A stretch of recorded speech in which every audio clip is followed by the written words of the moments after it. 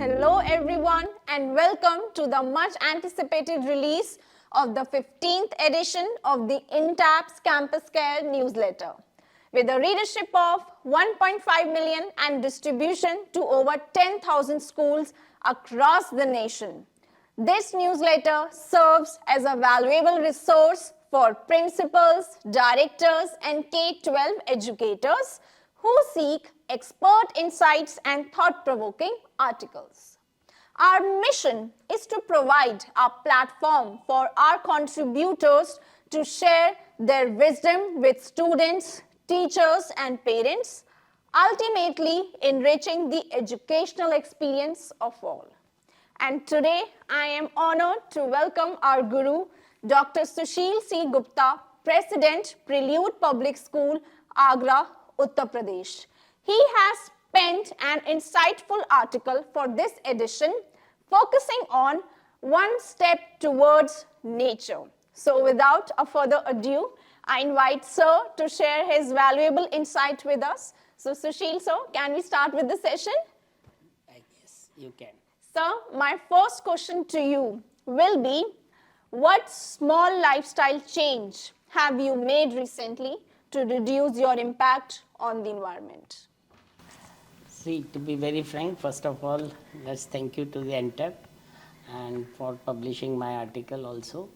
And I am Vice President NISA and looking after I'm the ambassador of all nationwide green schools. So now everybody knows that environment has become I would say liability or things like that because we are facing so many problems. Now we have no other way except that whatever children we are having in our schools, make them understand what is the need of the hour and how to save the environment. Yes. So my first thing is that let us always when we meet, we say good morning, good afternoon, good evening. So why to say good afternoon or why to say good morning? It's better to say green morning, green afternoon and green so evening. beautiful.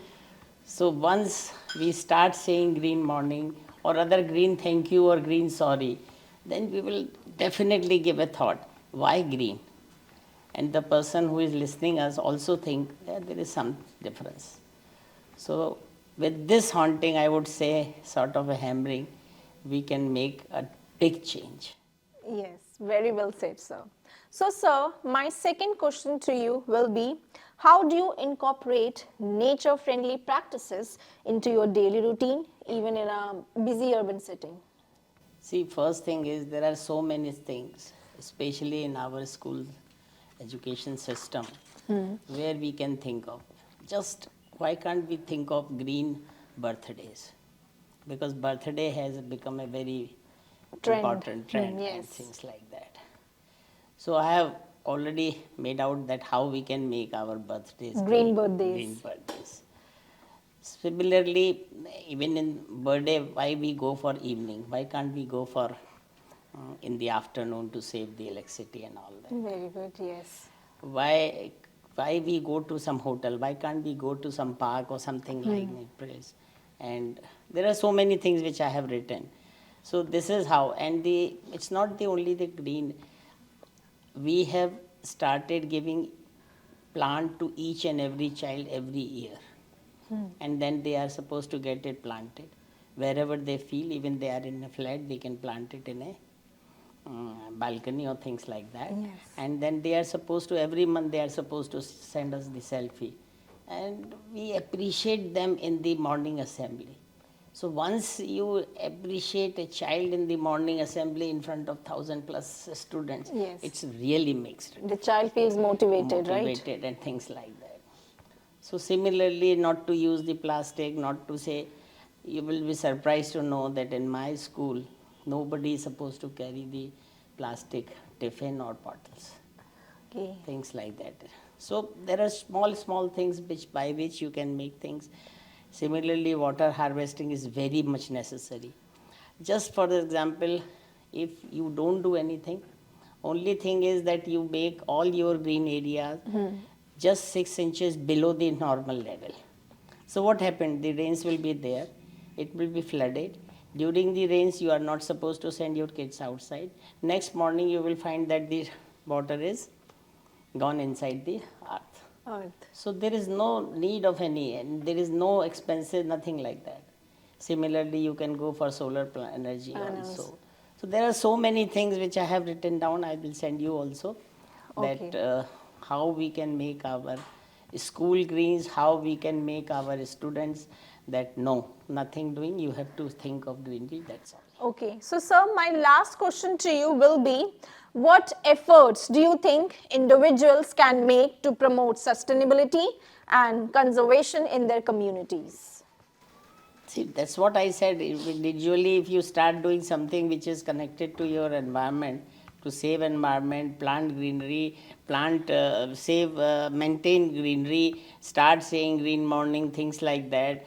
Always go for cotton wearing things, greenery things, Cotton and clothing. clothing and things like that.